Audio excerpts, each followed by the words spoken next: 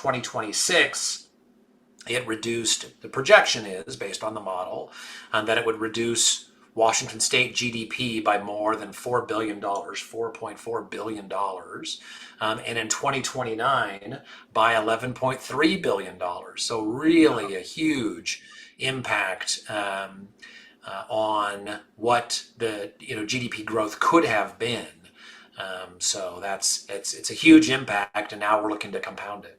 I think there's a variety of ways that it affects revenues for the state. The first is that obviously those costs get passed along, and there's a reduction in investment. That's one of the things that the model found, is that it reduces the amount of investment in the economy. So that's one way that it hurts. Another way that it hurts is it moves money from productive sectors to non-productive sectors.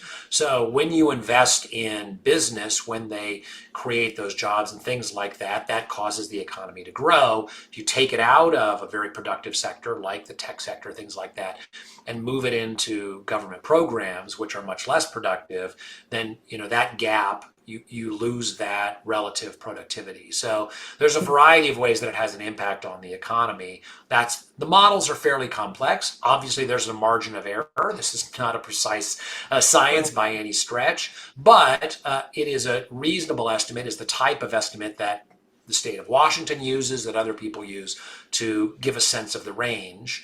And I think, some people argue that taxing wealthy people and moving into government increases, government growth or economic growth.